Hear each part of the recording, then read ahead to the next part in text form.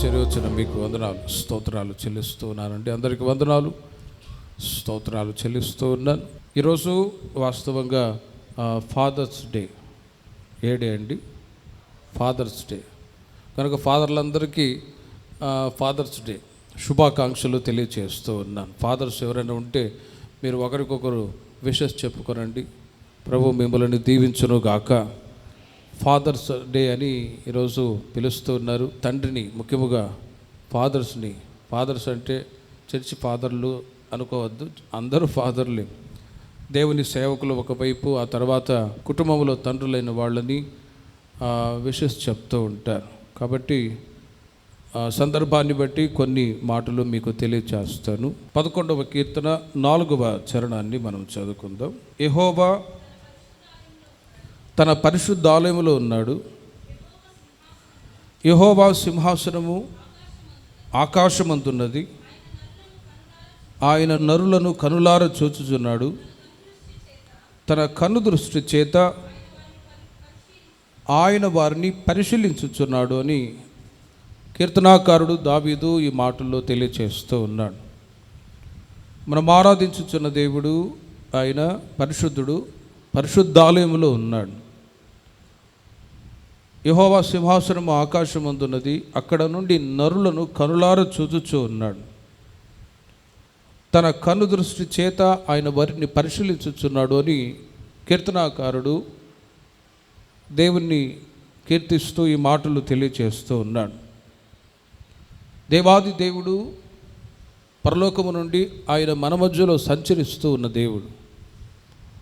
ఆయన ఎక్కడ ఉన్నాడు అంటే మనుషుల మధ్యలో దేవుని యొక్క నివాసము ఉన్నది అని వాక్యం చెప్తుంది. ఒక్క దినము దేవుని సన్నిధిలో గడుపుట 1000 దినముల కంటే శ్రేష్టమైనది అని వాక్యం చెప్తుంది. కాబట్టి ఒక్కసారి ఒక్క పూట మీరు దేవుని మందిరానికి ఇలా వచ్చి వెళ్తూ ఉన్నప్పుడు మీరు అనుకోవచ్చు ఏదో మామూలుగా వస్తూ ఉన్నాము అని. కానే కాదు. మీరు ఒక్క దినము దేవుని సన్నిధికి వచ్చి వెళ్తూ ఉన్నప్పుడు 1000 దినాల ఆశీర్వాదాలు నా దేవుడు సమృద్ధిగా మీకు దయచేయుదురుగాక. గనుక ప్రేమిన వర్లరా, ఏ విధంగా ఈ సమయంలో మీరు దేవుని మందిరానికి ఆసక్తితో చేరి వచ్చారో, రాబోయే రోజుల్లో కూడా దేవుని యొక్క సన్నిధికి మీరు ఆసక్తితో కూడి వచ్చినప్పుడు ఆయన మిమ్మల్ని, మీ పిల్లల్ని ఆయన మందిరావరణములో ఉంటున్న మేళ్ళ చేత తృప్తిపరచి ఘనపరచుదురుగాక. ఆయన కనులార నరులను చూస్తూ ఉన్నాడు. దేవాది దేవుడు యేసయ్య ఎక్కడున్నాడు అనే ఒక ప్రశ్నకు జవాబు ఏంటంటే, తండ్రి కుడిపార్శ్వమున కూర్చొని ఆయన మన కొరకై విజ్ఞాపన చేస్తూ ఉన్నాడు. అక్కడ నుండి నరులను పరిశీలిస్తూ ఉన్నాడు. నా ప్రజలు దీవించబడాలి, నా సన్నిధికి వచ్చిన ప్రజలు ఆశీర్వాదకరంగా తరతరాల ఆశీర్వాదాలు పొందాలని కోరుకున్న వారై ప్రతిసారి దేవుని మందిరావరణములు మీరు అడుగుపెట్టి ప్రార్థించినప్పుడల్లా ఆయన మిమ్మల్ని, మీ పిల్లల్ని ఆశీర్వదిస్తూ ఉన్నారు. ప్రేమిన వారలారా, రాబోయే రోజుల్లో ఇంకా దైవాసక్తిగా మీరు దేవుని మందిరానికి రావాలి అని వాక్యం చెప్తోంది. హెబ్రీయులకు రాసిన పత్రిక 10వ అధ్యాయం 24 వాక్యాల్లో మీరు తర్వాత చదువుకోరండి. కొందరు మానుకొనుచున్నట్టుగా సమాజముగా కూడటం మీరు మానవద్దు అని వ్రాయబడి ఉంది.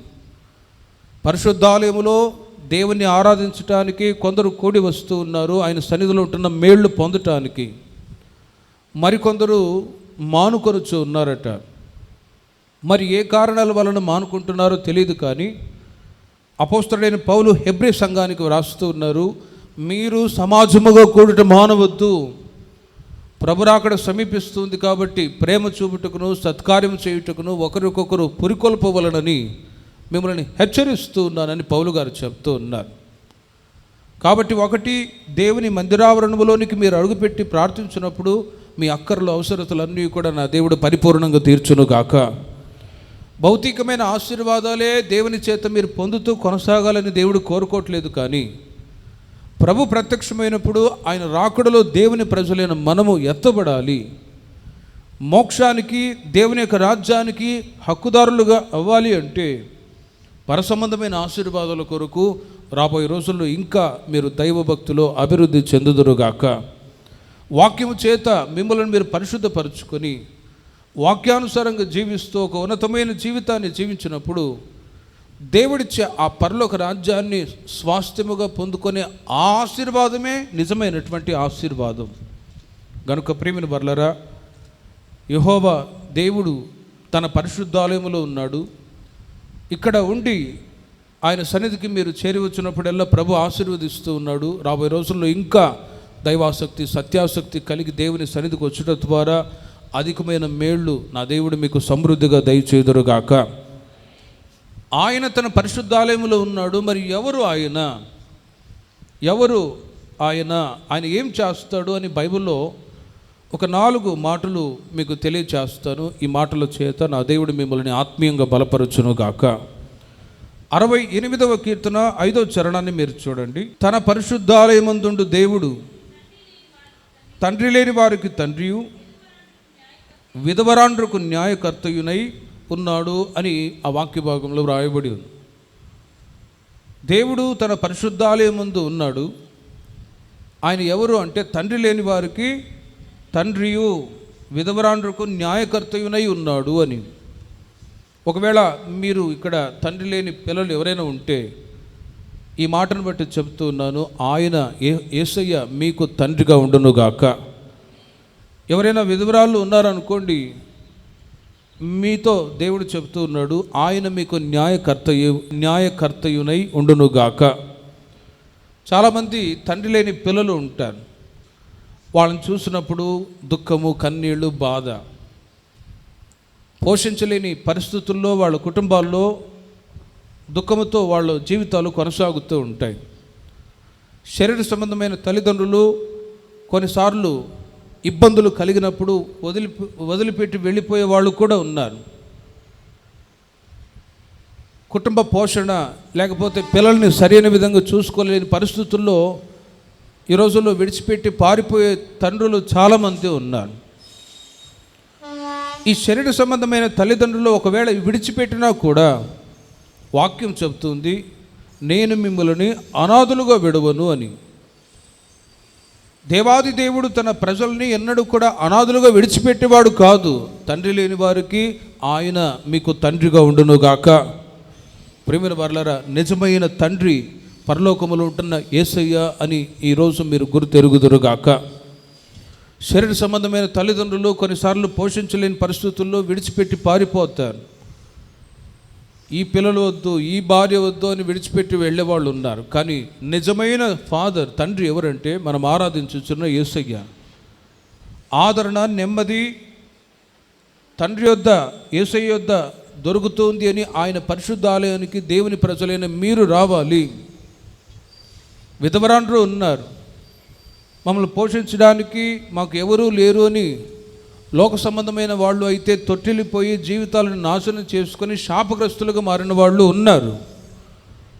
కానీ లోకాసు వార్తలో ఒక విధవరాలు ఉంది. 84 సంవత్సరాలు దేవుని మందిరావరణంలో ఉండి ఆమె ఉపవాస ప్రార్థనలో దేవుని మీదే ఆధారపడి బ్రతుకుతూ ఉండేది. అందుకే వాక్యం చెబుతూ ఉంది, విధవరాండ్రకు ఆయన న్యాయకర్తయునై ఉన్నాడు. ప్రేమైన వర్లరా, మనం ఆరాధించుచున్న దేవుడు ఆయన తండ్రి. తండ్రి వలె తండ్రి లేని పిల్లలకు ఆదరణ నా దేవుడు దయచేదురుగాక. విధవరాండ్రకు తండ్రిగా ఉండి న్యాయకర్తయునై ఉండి ఇది మొదలుకొని నడిపించుదురుగాక. బైబిల్లో దేవుడు తన పరిశుద్ధాలయములో ఉండి తన ప్రజల్ని ఆశీర్వదించేవాడు. ఓసారి ఆదికాండం 28వ అధ్యాయంలో మీరు కొన్ని విషయాలు ఆలకించండి. యాకోబు అనే ఒక భక్తుడు ఉన్నాడు. ఆయన బయర్షెబా నుండి బయలుదేరి వెళ్తూ ఉన్నాడు దేవుడు చెప్పినటువంటి ఒక స్థలానికి. మార్గం మధ్యన ప్రొద్దుగురుంకినందున పడుకోవాలని ఒక తలగడగ రాయిని తీసుకొని పడుకొని ఉన్నాడు. ఆ సమయంలో ఆయనకు ఒక కల కనబడింది. ఆ కలలో భూమికి ఆకాశానికి ఒక నిచ్చెన వేయబడి ఉంది. దేవదూతలు ఎక్కుచూ దిగుచూ ఉన్నారు. ఆ సమయంలో ఆకాశం నుండి ఒక శబ్దం వినబడుతూ ఉంది. ఏమని మాట్లాడుతున్నాడో మీరు ఆలోచించండి. 28వ అధ్యాయము 16, 17 వాక్యాల్లో దేవుడు యాకోబుతో మాట్లాడుతూ ఉన్నాడు. 28వ అధ్యాయం 13వ వాక్యాన్ని చూడండి. మరియు యెహోవా దానికి పైగా నిలిచి, నేను నీ తండ్రి అయిన అబ్రహాము దేవుడను, ఇస్సాకు దేవుడైన యెహోవాను, నీవు పండుకొని ఉన్న ఈ భూమిని నీకును నీ సంతానమునకు ఇచ్చేదను అని యాకోబుతో దేవుడు మాట్లాడుతూ ఉన్నాడు. నీ తండ్రి అయిన అబ్రహాము దేవుడను అంటాడు. పితరుల తండ్రికే తండ్రి యెహోవా దేవుడు, దేవాది దేవుడు యాకోబుతో ఆ మాటలు తెలియచేస్తూ ఉన్నాడు. 4 దిక్కుల నుండి వచ్చేటువంటి ఆశీర్వాదాలు నీవు నీ సంతతి వాళ్ళు పొందుకుంటారు. ఆకాశ నక్షత్రాల వలె, ఇసుక రేణువుల వలె నీ సంతతిని విస్తరింప చేస్తాను, గొప్ప చేస్తాను అని ఎన్నో వాగ్దానములతో కూడిన మాటలు వారితో పలుకుతూ ఉండగా, కలలో నిద్రలో ఉన్నటువంటి యాకోబు దిగ్గున లేచి చూస్తే ఆయన చుట్టూ ఒక వెలుగు ప్రకాశించెను. చప్పట్లు కొట్టండి గట్టిగా. ఆయన చుట్టూ ఒక వెలుగు ప్రకాశించింది. యాకోబు ఆ తలగడగా ఉంచుకున్న రాయిని నిలిపి నూనె పోసి, ఈ స్థలము ఎంతో భయంకరం, ఇది దేవుని మందిరమే తప్ప వేరొకటి కాదు అని చెప్పి ఆ స్థలానికి బేతేలు అని పేరు పెట్టాడు. బేతేలు అనే మాటకు అర్థం ఏంటంటే, ఫుట్నోట్లో మీరు చూడండి, అక్కడ దేవుని మందిరము అని అర్థం. ఆ స్థలంలో యాకోబు ఒక మ్రొక్కుబడితో కూడిన ప్రార్థన చేస్తూ ఉన్నాడు. ఏమని ప్రార్థన చేస్తూ ఉన్నాడంటే 16-17 వాక్యాల్లో మీరు గమనించండి. ప్రభువా, నేను ఇప్పుడు బయలుదేరి వెళ్తూ ఉన్నాను.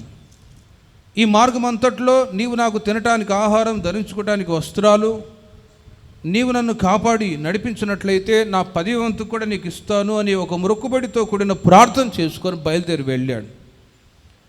ఏ విధంగా ఆ బేతేలు లేక దేవుని మందిరము అని పిలువబడే ఆ స్థలంలో ప్రార్థన చేసుకొని బయలుదేరి వెళ్ళాడో, అదేవిధంగా యాకోబు తాను బయలుదేరి వెళ్ళిన ప్రాంతాలన్నిటిలో కూడా యెహోవా తండ్రిగా ఉండి యాకోబుని నడిపించెను. దేవునికి మహిమ కలుగునుగాక. తండ్రిగా ఉండి పోషిస్తూ ఉన్నాడు, తండ్రిగా ఉండి సంరక్షిస్తూ ఉన్నాడు, తండ్రిగా ఉండి పాదములకు రాయి తగలకుండా కాపాడుతూ ఉన్నాడు.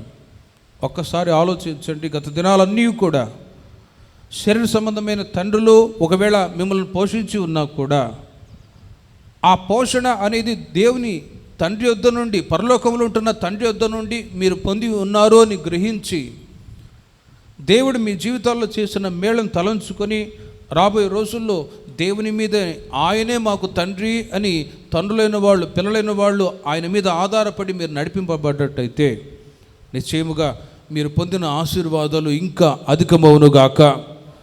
కొందరు అనుకుంటారు, మాకు బలం ఉంది, శక్తి ఉంది, మేము కష్టపడి సంపాదిస్తూ ఉన్నాం, దేవుడు ఎలా ఇస్తాడు అని. కానీ రోమా సంఘానికి పౌలు గారు రాస్తారు, ప్రయాసపడే వాని వలన కాదు, కరుణించు దేవుని వలననే అగును అని. తండ్రులైన వాళ్ళు కష్టపడి ప్రయాసపడుతూ ఉన్నా కూడా, ఆ కష్టార్జితాన్ని పిల్లలు అనుభవిస్తూ ఉన్నా కూడా, శరీరానికి బలమిచ్చే దేవుడు తెలుసిన పరలోకములో ఉంటున్న మన యేసయ్యే మనకు ఆరోగ్యాన్ని, బలమును, ఆయుష్ను అనుగ్రహించే దేవుడై ఉన్నాడు. హల్లెలూయా. గనుక ప్రియమైన వారలారా, ఈ దినం వరకు పరలోకములో ఉంటున్న తండ్రి అయిన యేసయ్య మిమ్మల్ని పోషించిన విధంగా రేపటి రోజు నుంచి మీరు చేయబోతున్న చేతి పనులే కానీ, ఉద్యోగాలే కానీ, వ్యాపారాలే కానీ తండ్రిగా ఉండి ఆయన మీ పనులన్నీ కూడా ఆశీర్వదించునుగాక. తండ్రిగా ఉండి మీ కష్టార్జితాన్ని మీరే అనుభవించినట్లు నా దేవుడు చేయునుగాక. ఆయన మందిరావరణంలో మీరు ప్రార్థించి వెళ్తూ ఉన్నారు గనుక ఆయన మీకు తండ్రిగా ఉండి ఆధ్యాత్మికంగాను కూడా మిమ్మల్ని పోషించి నడిపించుదురుగాక. దేవుడు తన ప్రజలని ఇటు శారీరకంగాను మరొక వైపు ఆత్మీయంగాను ఆశీర్వదించే దేవుడై ఉన్నాడు. భౌతికంగా మీ కుటుంబాలను తండ్రిగా ఉండి పోషిస్తూ ఉన్నాడు. ఆత్మీయంగా కూడా ఎక్కడ మీ పాదములు తొట్టిల్లకుండా బండ మీద స్థిరపరిచి, మీ అడుగులను బండ మీద స్థిరపరిచి నడిపించుచూ ఉన్నాడు మన పరలోకములో ఉంటున్న తండ్రి. కారణం ఏంటంటే మీరు ఆయన సన్నిధికి వస్తూ ఉన్నారు, ఆత్మతో సత్యముతో ఆరాధిస్తూ ఉన్నారు, వాక్యము చేత మీ జీవితాలని బలపరుచుకుంటూ ఉన్నారు. కనుక మీ పాదములని ఇంకా రాబోయే రోజుల్లో నా దేవుడు బండ మీద స్థిరపరచునుగాక. ప్రేమైన వర్లరా, 103వ కీర్తన 13వ చరణాన్ని మీరు చూడండి. తండ్రి తన కుమారుల ఎడల జాలిపడినట్లు యెహోవా తన యందు భయభక్తులు గలవారి ఎడల ఆయన జాలిపడును అని రాయబడి ఉంది. యెహోవా తన పరిశుద్ధాలయం ముందు ఉన్నాడు. ఆయన తండ్రి లేని వారికి తండ్రియు, విధవరాండ్రకు న్యాయకర్తనై ఉన్నాడు. తన పరిశుద్ధాలయంలో ఉండి తన ప్రజలైన మిమ్మల్ని ఆయన ఏం చేయబోతున్నాడంటే, ఒకటి భౌతికంగా ఆత్మీయంగా ఆశీర్వదిస్తాడు. బైబిల్లో లోతుగా ధ్యానించినట్లయితే ప్రేమిన వర్లరా, తండ్రి ఎవరు తన యందు భయభక్తులు కలిగి ఉంటారో వాళ్ళ మీద జాలి చూపిస్తాడండి, జాలి చూపిస్తాడు. బైబిల్లో దావీదు ఉన్నాడు. ఆయన ఒక సాధారణమైన గొర్రెల కాపరిగా ఉన్నప్పుడు ఏ ఇబ్బంది లేకుండా సుఖశాంతితో గడుపుతూ ఉండేవాడు తన జీవిత దినములను. ఎప్పుడైతే రాజుగా అభిషేకించబడ్డాడో ఆ రోజు నుండి ఆయన కుటుంబంలో పోరాటాలు మొదలయ్యాయి. ప్రారంభ దశలో కొద్దిగా బాగానే ఉన్నా కొన్ని సంవత్సరాల తర్వాత స్వంత కుమారులు సింహాసనం కొరకు వ్యతిరేకంగా ఎదురు తిరిగారు. వాళ్ళలో ఈ అబ్షాలోము ఉన్నాడండి. అబ్షాలోము ఎలాంటి వాడంటే ఓ పొలిటికల్ రౌడీ. నేమే పాస్టర్ గారు చెప్పేవారు ఆయన ఒక పెద్ద పొలిటికల్ రౌడీ అని. బైబిల్లో పొలిటికల్ రౌడీ ఎవరంటే ఈ అబ్షాలోము. అంతటి జ్ఞానము, ఒక క్రిమినల్ మైండ్, ఒక పొలిటికల్ మైండ్ కలిగిన వ్యక్తి అబ్షాలోము. తండ్రి బ్రతికి ఉన్నప్పుడే సింహాసనం కావాలని కోరుకుంటూ ఉన్నాడు. దావీదు అంటాడు, అబ్షాలోము, నా తదనంతరం నా సింహాసనమైన ఆస్తి సమస్తము నీదే కదా, నేను బ్రతికినంతకాలం ఈ సింహాసనాన్ని వదిలిపెట్టంటే లేదు నీ సింహాసనం నాకు కావాలి అని గొడవాడేవాడు. చంపటానికి కూడా తెగించేవాడు. అలాంటి పరిస్థితుల్లో ప్రేమిన వర్లరా, దావీదు ఒకవైపు సౌలు భయము చేత, ఒకవైపు అబ్షాలోము భయము చేత, ఇంటా భయమే బయట భయమే, అలాంటి పరిస్థితుల్లో కొండల్లో గుహల్లో దాక్కొని వెళ్ళి అక్కడ ప్రార్థించి కీర్తిస్తూ ఉన్నాడు. యెహోవా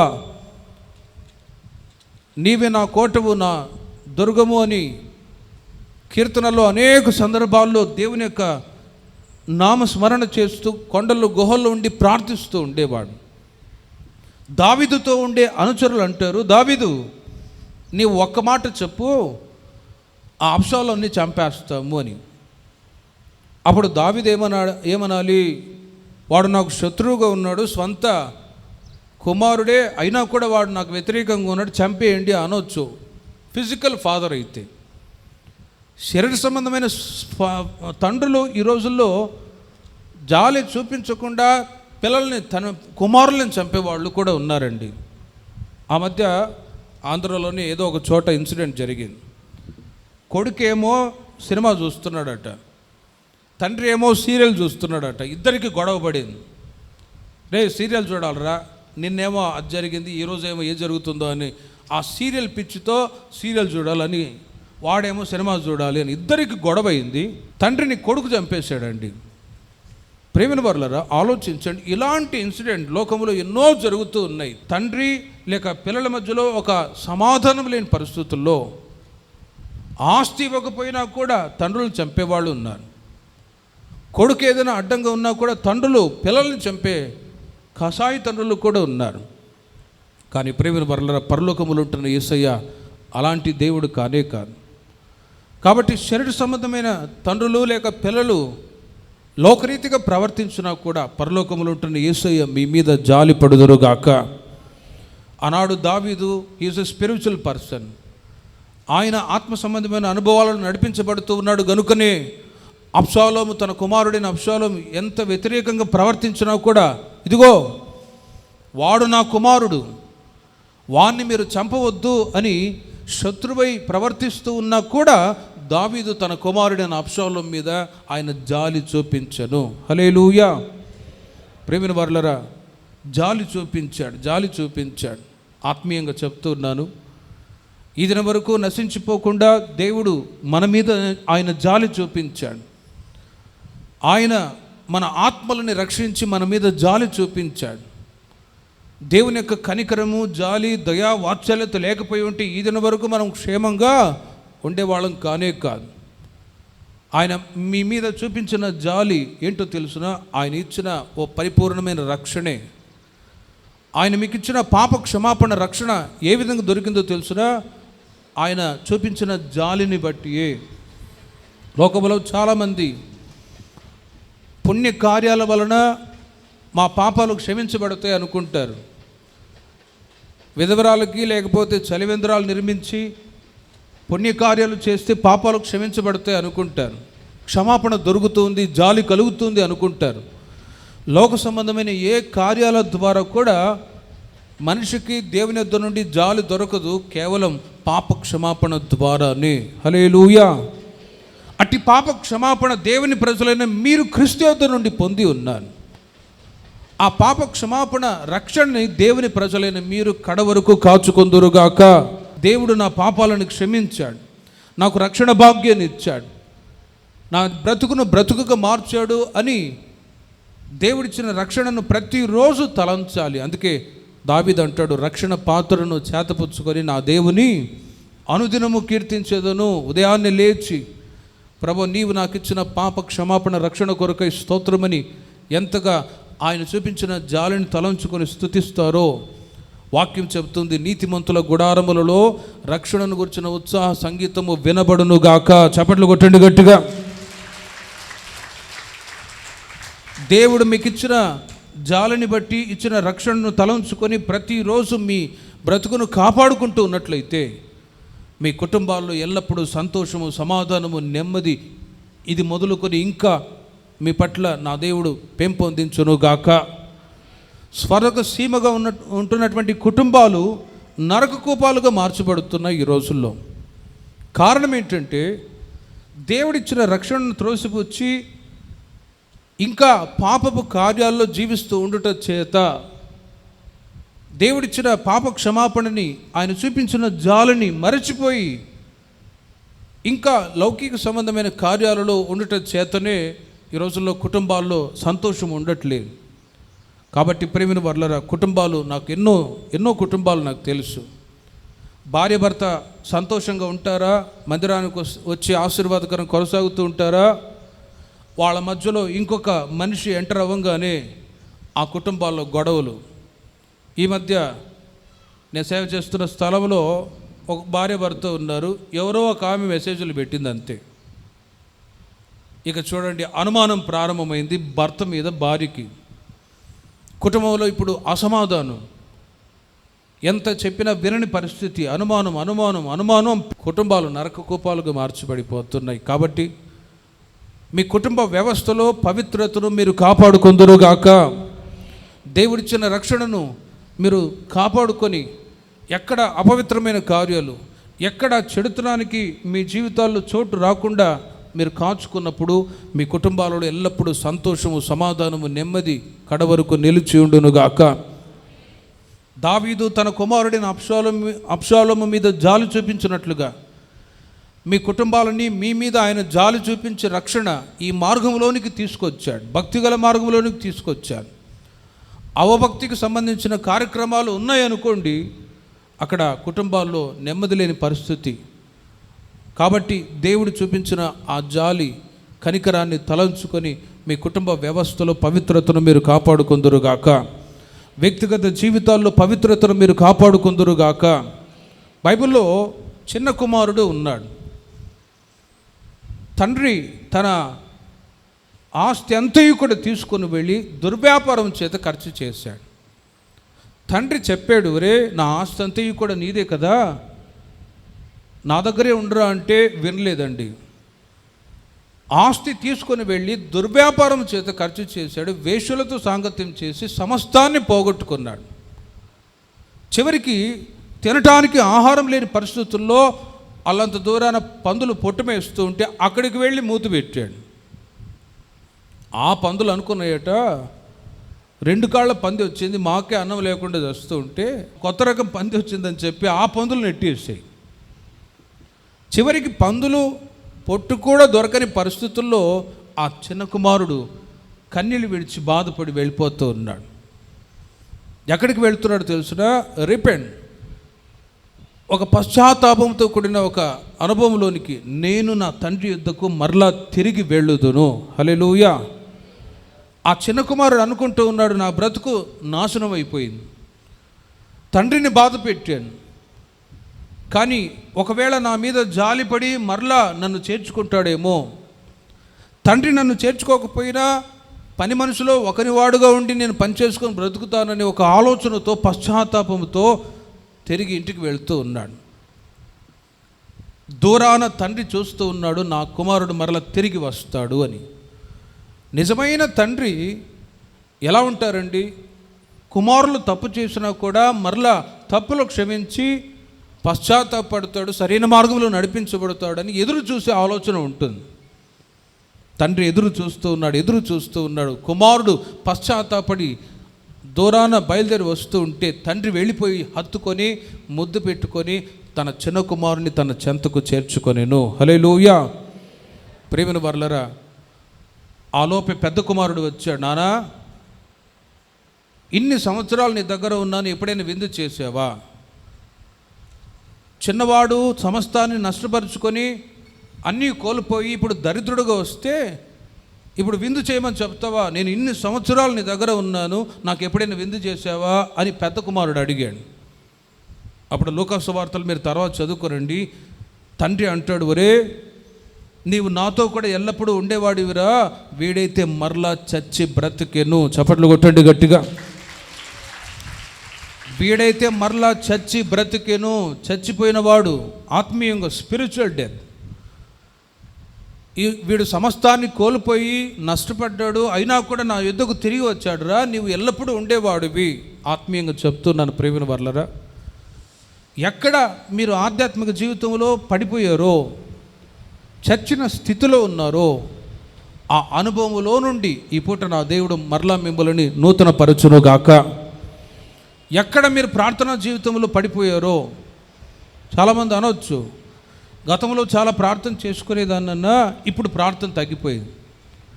గతంలో బైబిల్ చదివేవాడిని, కానీ ఇప్పుడు బైబిల్ చదవట్లేదు. ఎప్పుడు చూసినా పని పని పని పని. గతంలో మందిరానికి వచ్చి పరిచర్య చేసే ఆలోచన, సేవకులకు లోబడి ఉండే అనుభవాలు, స్పిరిచువాలిటీస్, ఆత్మీయతలు గతంలో ఎన్ని ఉన్నాయో అవి మీలో పెరుగుతూ రావాలి, కానీ తగ్గకుండా నా దేవుడు కాపాడుదురుగాక. మొదట ఉన్న ప్రేమ అది కడవరకు నిలిచి ఉండాలండి. మొదట చూపించిన ఆ వైరాగ్యం, ఆసక్తి అది కడవరకు నిలిచి ఉండాలి అంటే మీరు యేసుక్రీస్తు వైపు చూచుచునే ఈ పరుగు పందెంలో మీరు పరుగెత్తుదురుగాక. అటు ఇటు మనుషుల వైపు చూస్తే మీరు ముందుకు కొనసాగలేరు. బ్యాక్ స్లైడింగ్ స్పిరిట్, ఆధ్యాత్మిక జీవితంలో పతన స్థితికి రావటానికి గల కారణం ఏంటంటే, మనుషుల వైపు చూచినప్పుడు, మనుషుల బలహీనతలను చూచినప్పుడు వెనకబడిపోతారు. పేతురు రాసిన పత్రికలో వెనకబడిన వాళ్ళని గురించి బైబిల్లో రాయబడి ఉంది, కుక్క తన వాంతికి తిరిగినట్టును, కడుగబడిన పంది బురదలో దొర్లినట్లును అని రాయబడి ఉంది. కుక్క ఫుల్లుగా తినిద్ది, ఎక్కువైపోయి కక్కి మరలా అయ్యో బిర్యానీ పోయిచ్చే అని చెప్పి మరలా తెలియదు. పంది ఏ కాడికి బురదలో ఉండటానికి ఇష్టపడింది కానీ శుభ్రతను కోరుకుంటుందా? ఒకవేళ దానికి పౌడర్ రాసి, స్నానం చేయించి పౌడర్ రాసి శుభ్రంగా తీసుకొని వెళ్ళినా కూడా మురికి వాసన కనబడంగానే అందులో దూకిద్ది. ప్రేమిన వారలారా, దేవుని ప్రజలైన మీరు పిలువబడిన వాళ్ళే ఉన్నారు. హల్లెలూయా. వాక్యం చెబుతుంది, పిలువబడిన వాళ్ళు అనేకులు, ఏర్పరచబడిన వాళ్ళు కొందరే. ఈ గూడూరు ఈ ప్రాంతంలో ప్రారంభంలో మీరు దేవుని సన్నిధికి వచ్చినప్పుడు మీరు పిలువబడిన వ్యక్తులుగా ఉన్నారు. ఆ పిలుపును, ఏర్పాటును మీరు కాపాడుకున్నారు కనుక ఈ ఏర్పాటులో మీరున్నారు. మీరు సాధారణమైన విశ్వాసులు కాదు, మీరు సాధారణమైన విశ్వాసులు కాదు. In the sight of God, దేవుని దృష్టిలో మీరందరూ కూడా విలువైన విశ్వాసులై ఉన్నారు. చప్పట్లు కొట్టండి గట్టిగా. మీ విలువ ఏంటో మీరు గుర్తెరగాలి. వాక్యం చెబుతుంది, పిలువబడిన వాళ్ళు అనేకులు, ఏర్పరచబడిన వాళ్ళు కొందరే. ఆ కొందరు కాదు, ఇంతమంది ఉండగా దేవుడు మిమ్మల్ని ఏర్పాటు చేసి మిమ్మల్ని పిలిచి తండ్రిగా ఉండి నడిపిస్తూ ఉన్నాడు. కనుక ఎక్కడ ఆత్మీయ జీవితంలో వెనకబడిపోకుండా, పతన స్థితికి రాకుండా మీ జీవితాలని కాచుకోవాలి. బైబిల్ చెప్తుంది, పౌలు గారు అంటారు, వెనుకున్న వాటిని మరచి ముందున్న వాటి కొరకు నేను వేగిరపడుదును. గతంలో దేవునికి విరోధంగా నడిచిన అనుభవాలన్నీ కూడా త్రోసివేసి ముందున్న వాటి కొరకు వేగిరపడాలి అని వాక్యం చెప్తుంది. ఆ విషయంలో దేవుడు మీ మీద జాలి చూపిస్తూ ఉన్నాడు. ఆ విషయంలో దేవుడు మీ మీద కనికరాన్ని చూపిస్తూ ఉన్నాడు. మరలా నీవు ఆయన యొద్దకు రావాలని. రోజులు గడిచే కొలది మనుషుల వైపు చూచి దేవుని ప్రజలైన వాళ్ళు కూడా తొట్టిల్లిపోయే పరిస్థితులు ఉన్నాయి ఈ రోజుల్లో. అందుకే వాక్యం చెప్తుంది, హెబ్రీయులకు రాసిన పత్రిక 12వ అధ్యాయం మొదటి 3 వాక్యాల తర్వాత మీరు చదువుకోనండి. విశ్వాసమునకు కర్తయు దానిని కొనసాగించువాడునైనా యేసు వైపు చూచుచు ఈ పరుగు పందెంలో మీరు ఓపికతో పరిగెత్తుదురుగాక. యేసు వైపు చూచుచునే మీరు పరిగెత్తాలి. అప్పుడు ఏం జరుగుతుందంటే, మీరు ఎక్కడ ఆత్మీయంగా తొట్టిల్లిపోకుండా కడ వరకు ప్రభువులో మీరు, మీ పిల్లలు దేవుని మందిరావరణములో ప్రభువులో మీరు స్థిరపరచబడుదురుగాక. ప్రభు జాలి చూపిస్తూ ఉన్నాడు. ఆయన మనం రక్షించి తన మార్గంలో నడిపించడానికి ప్రభు మన మీద జాలి చూపిస్తూ ఉన్నాడు. నీవు తొట్టిల్లిపోకుండా నీ పాదములు బండ మీద స్థిరపడాలి అని. బైబిల్లో యేసుక్రీస్తు వారు పునరుత్థానుడైన తర్వాత శిష్యులు ఇక మమ్మల్ని నడిపించడానికి, మాకు ఆలోచన చెప్పడానికి ఎవరు కూడా లేరు అని చెప్పి వలలు తీసుకొని మరలా చేపలు పట్టడానికి వెళ్ళారండి. ఆ సమయంలో జాలి కలిగిన దేవుడు, ప్రేమ కలిగిన తండ్రి ఏం చేశాడంటే, యోహాను సువార్త చివరి అధ్యాయంలో మీరు తర్వాత చదువుకోరండి. యేసుక్రీస్తు వారు పునరుత్థానుడైన తర్వాత శిష్యుల మధ్యలో, చేపలు పడుతూ ఉన్న శిష్యుల మధ్యలోనికి వచ్చి ఎందుకు వాళ్ళ మధ్యలో నిలిచాడంటే, ఇక యేసు ప్రభు వారు లేరు అని వీళ్ళు గమ్యం తెలియని పరిస్థితుల్లో దేవునికి దూరమై వెనకబడిపోయి లోకంలో కలిసిపోయే పరిస్థితులు ఎదురవుతూ ఉన్నాయి. అలాంటి పరిస్థితుల్లో యేసయ్య వాళ్ళ మధ్యలో వచ్చి, ఇదిగో పిల్లలారా అని అంటాడండి. ఏమని పిలిచాడండి? పిల్లలారా. ఎందుకు ఆ మాట పిలిచాడంటే, అంతవరకు యేసయ్య శిష్యులకు తండ్రిగా ఉన్నాడు, వాళ్ళకు ఆలోచన చెప్పేవాడు. నేను వెళ్తాను, తర్వాత ఆదరణకర్త వచ్చి మిమ్మల్ని సర్వసత్యములు నడిపిస్తాడు అనే మాటలు చెప్పినా కూడా వాళ్ళకు అర్థం కాని పరిస్థితి. కానీ శిష్యుల మధ్యలోనికి వచ్చి, పిల్లలారా ఇదిగో మీ కుడివైపు వల వేయుడి అన్నాడు. వాళ్ళు అలాగే వేసినప్పుడు విస్తారమైన చేపలు పట్టారండి. దేవునికి మహిమ కలుగునుగాక. అప్పుడు వాళ్ళు గ్రహించారు, ఈయనే మా తండ్రి, ఈయనే మా బోధకుడు, ఈయనే మా యేసయ్య అని శిష్యులు గ్రహించారు. ఒక్కసారి ఆలోచించండి. ఆత్మీయంగా చెప్తున్నాను, దేవుని ప్రజలైన మీరు రక్షణలోనికి వచ్చారు, సంఘ సహవాసంలోనికి తీసుకొని రాబడ్డారు అంటే ఇది దేవుని యొక్క కృప, కనికరము ద్వారానే. ఆయన మన మీద జాలిపడి పాదములు తొట్టిల్లకుండా స్థిరపరిచాడు. ఈ దినం వరకు లోకంలో కలిసిపోకుండా, లోక సంబంధమైన ప్రజల వలె మారకుండా ఆయన మనల్ని పిల్లలుగా పిలిచి తన చెంతకు ఆయన చేరుస్తూ ఉన్నాడు. ఆయన మనకు తండ్రిగా ఉండి, పిల్లలు అటు ఇటు వెళ్ళి ఇప్పుడు రోడ్డు దాటి వెళ్తూ ఉంటారు. పిల్లల్ని మీరు గట్టిగా పట్టుకుంటారా లేదా? పట్టుకుంటారు. ఎందుకు? ఏదైనా వాహనం వచ్చిద్దా, ఏదైనా ప్రమాదం జరిగిద్దా అని. అలాగే పరలోకములో ఉంటున్న యేసయ్య మన చేతులను పట్టుకొని, ఇదిగో ఈ దినం వరకు ఆయన సురక్షితంగా నడిపించాడు. ఇంకనూ మీ పిల్లల్ని, మిమ్మల్ని నా దేవుడు సురక్షితంగా నడిపించుదురుగాక. 130వ కీర్తన 4వ చరణంలో, అయినను జనులు నీ యందు భయభక్తులు నిలుపునట్లు నీ యొద్ద క్షమాపణ దొరుకును. ఆయన యొద్ద క్షమాపణ ఉన్నది. ఆయన మనకు తండ్రిగా ఉండి క్షమిస్తూ ఉన్నాడు. ఒకవేళ ఆత్మీయంగా వెనకబడిపోయినా మరలా మిమ్మల్ని నూతనపరచాలని కోరుకుంటూ ఉన్నాడు. ఆయన తండ్రిగా ఉండి పిల్లలైన వాళ్ళు లోకంలో పూర్తిగా కలిసిపోయి భ్రష్టులు కాకుండా ఆయన చేయి పట్టుకొని నడిపించాలని కోరుకుంటూ ఉన్నారు. గనుక మీరు ఇలాగే దేవుని పరిశుద్ధ ఆలయంలోనికి ఖచ్చితంగా తప్పకుండా వచ్చి ఆయన సన్నిధిలో ఉంటున్న మేళ్ళు మీరు పొందుదురుగాక. ఆయన తండ్రి వలె ఉన్నాడు.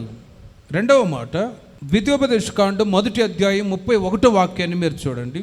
ఐగుప్తులోను అరణ్యములోను మీ కొరకు చేసినట్టు మీ పక్షమున యుద్ధము చేయును.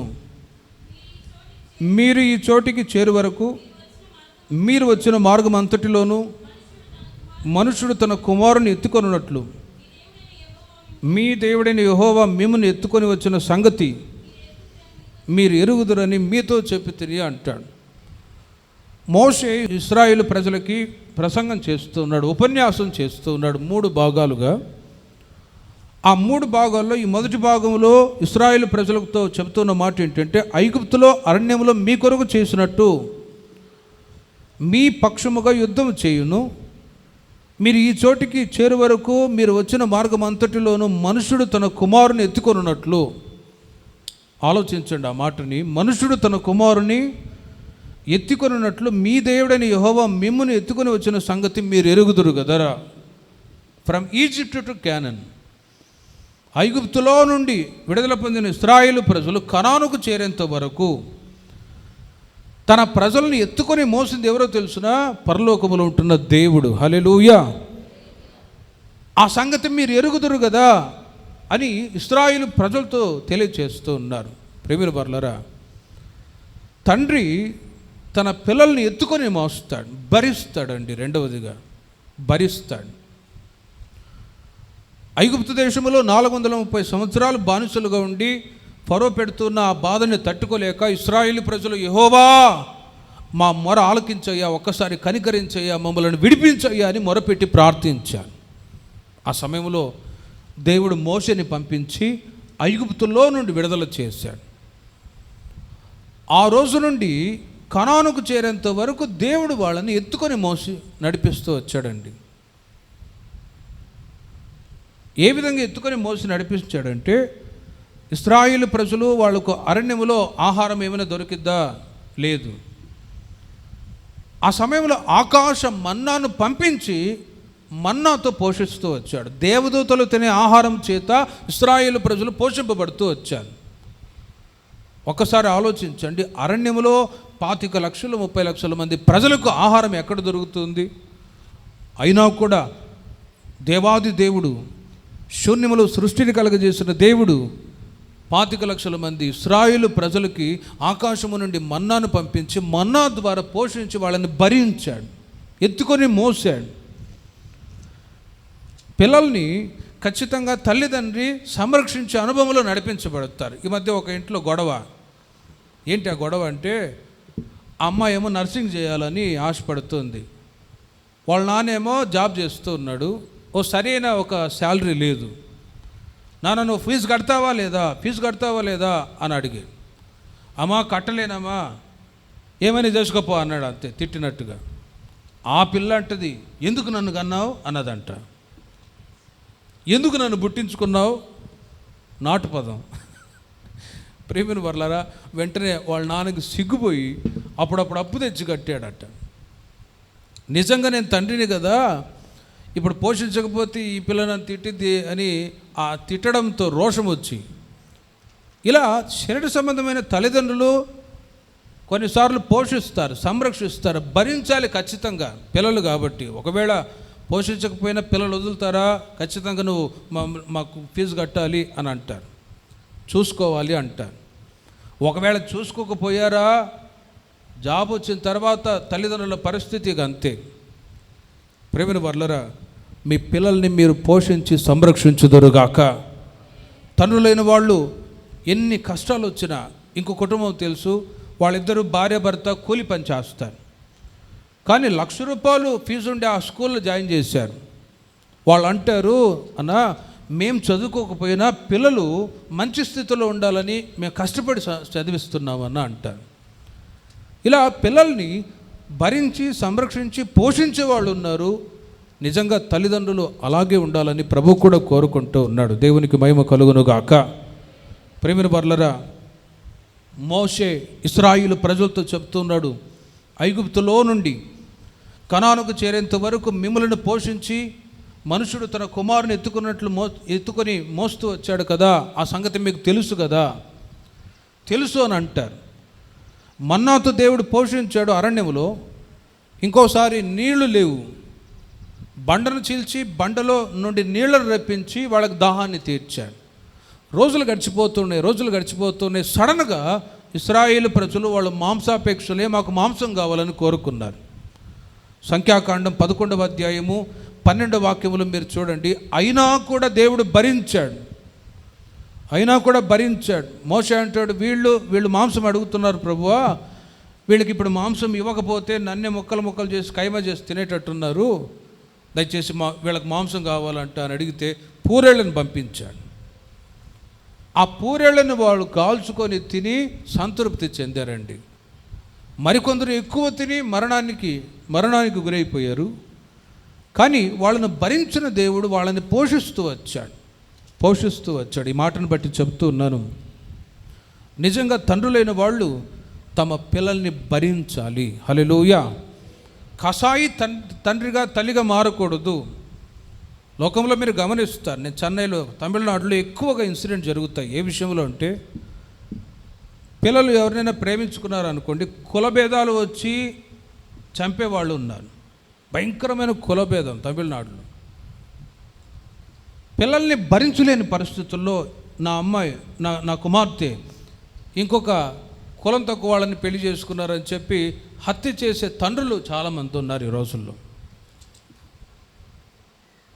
కులపిచ్చి ఒకటి, వాళ్ళలో నా కుమార్తె ఇలా చేసింది, నా కుమారుడు ఇలా చేశాడనే అక్రూయల్ మైండ్తో. కానీ ప్రేమిన వాళ్ళరా, నిజమైన తల్లి తండ్రి తమ పిల్లల్ని భరించుదురుగాక. హల్లెలూయా. పిల్లల పరిస్థితులను అర్థం చేసుకునే మనసు కావాలి. ఎఫెసీయులకు రాసిన పత్రిక 5వ అధ్యాయంలో మీరు తర్వాత చదువుకోనండి. మీ పిల్లలకు మీరు కోపం రేపక వాళ్ళని మీరు ప్రేమతో నడిపించండి అని వ్రాయబడి ఉంది. నిజమైన తల్లి తండ్రి పిల్లల మనసును అర్థం చేసుకోవాలి అనే ఒక ఆలోచన కూడా ఉండాలి. లౌకిక రీతిగా పిల్లల పట్ల ప్రవర్తించకుండా, లోక సంబంధమైన తండ్రుల వలె పిల్లల్ని ఒక హీనమైన పరిస్థితుల్లోనికి నడిపించకుండా మీ పిల్లల్ని మీరు దైవీకంగా పెంచుదురుగాక. మొక్కై వంగనిది మానే వంగున అంటాను.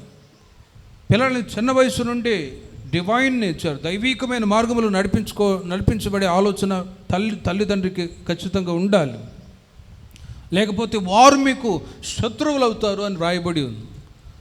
ఇంకా లోతుగా మీకు చెప్పాలి అంటే, తల్లిదండ్రుల ప్రవర్తనను బట్టి పిల్లలు కూడా మంచి మార్గంలో నడిపించబడతారు. ఆ మధ్య ఒక కుటుంబంలో గొడవ అండి.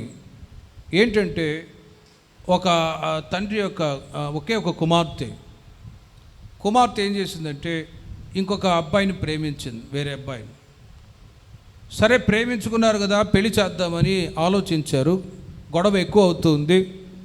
చాలామంది చెప్పారు, అమ్మాయి ప్రేమించింది కదా పెళ్లి చేసేయండి అంటే, అసలు సంగతి ఏంటంటే ఆ అబ్బాయికి ఆల్రెడీ పెళ్ళి ఇంకొక పిల్లలు కూడా ఉన్నారు, భార్య పిల్లలు కూడా ఉన్నారు.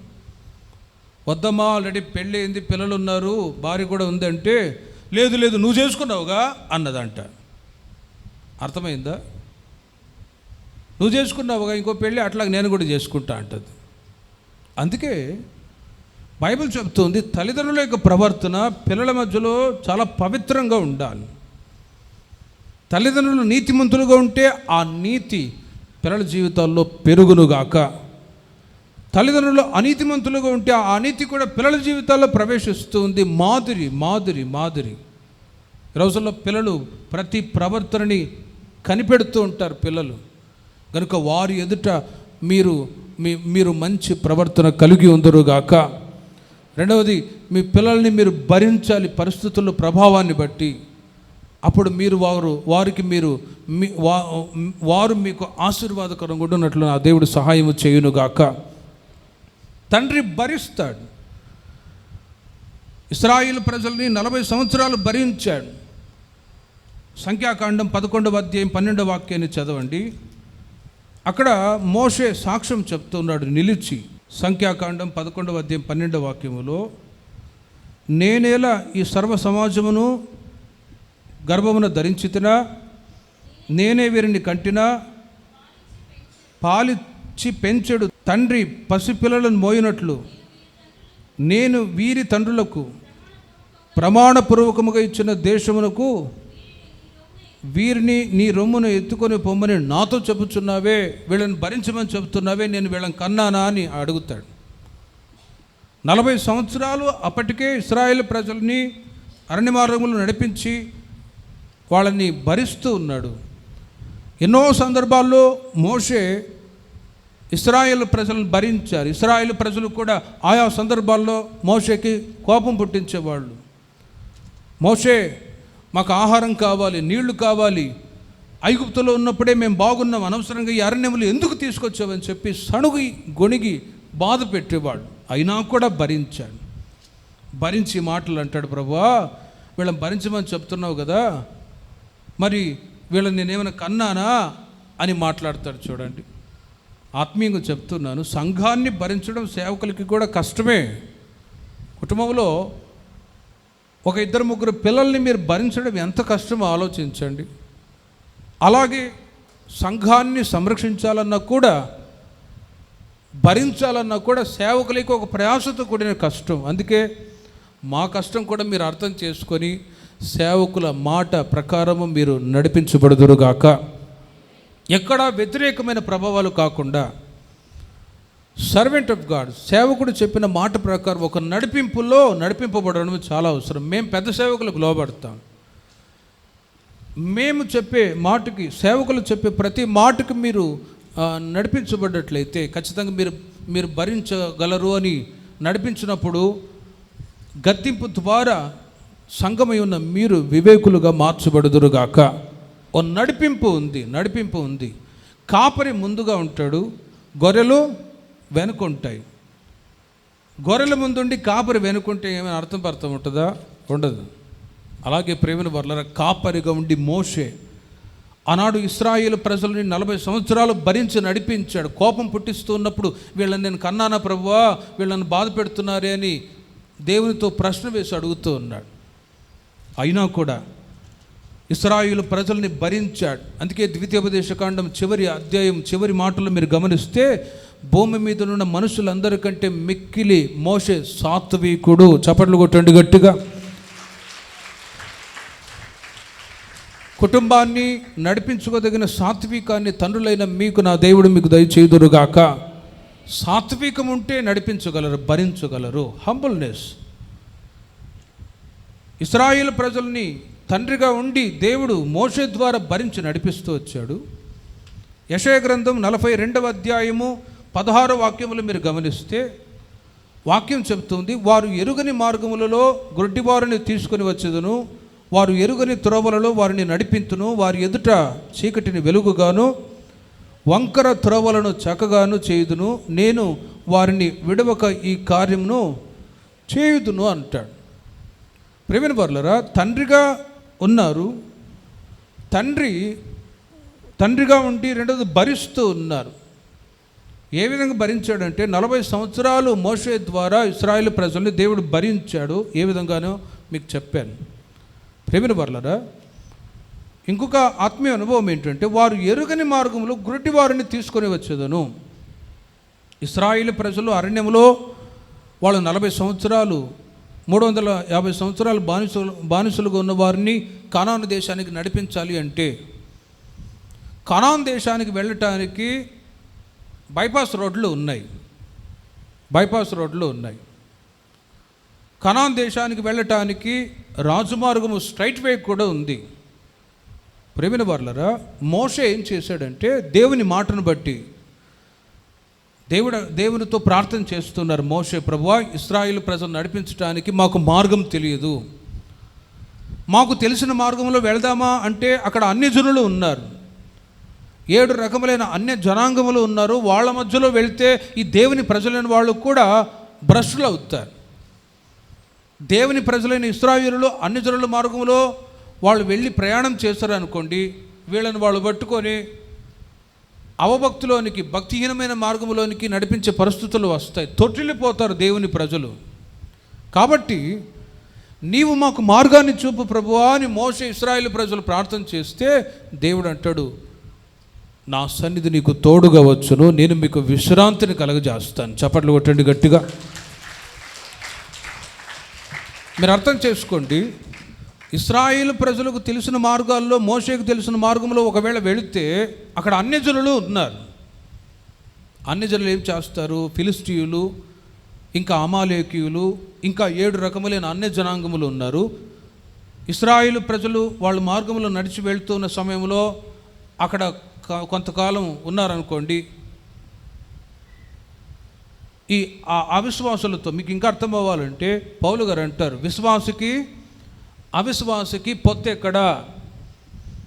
అన్ని జనులతో ఒకవేళ కలిసిపోతే మీ పిల్లల్ని మేము పెళ్లి చేసుకుంటాం, మీ పిల్లలు మాకు ఇవ్వండి అని వీళ్ళు అన్ని జనులతో కలిసిపోయి భ్రష్టులు అవుతారు. అన్ని జనులతో కలిసిపోయి వీళ్ళు భక్తిని విడిచిపెడతారు. అన్ని జనులతో వీళ్ళు కలిసిపోయి ఇశ్రాయేలు ప్రజలు అపవిత్రతలో నడిపించబడే పరిస్థితులు వస్తాయి అని మోషే ముందుగా ఎరిగి, ప్రభువా మాకు మార్గాన్ని చూపెట్టు అంటే, ఇదిగో నేను మీకు ముందుగా వెళ్తాను. పగలు మేఘస్తంభముగా, రాత్రి అగ్నిస్తంభముగా ఇశ్రాయేలు ప్రజలు చుట్టూ ఉండి ద ప్రెజెన్స్ ఆఫ్ గాడ్, దేవుని యొక్క సన్నిధి కనాను చేరేంత వరకు వారితో కూడా నడిచెను. హల్లెలూయా. కాబట్టి మోషే అంటాడు, యెషయా చెప్తున్న మాటలు, వారు ఎరుగని మార్గంలో గుడ్డివారిని తీసుకొని వస్తాను. ఎరుగని మార్గంలో దేవుడు ఇశ్రాయేలు ప్రజలు తీసుకొని వెళ్ళాడు.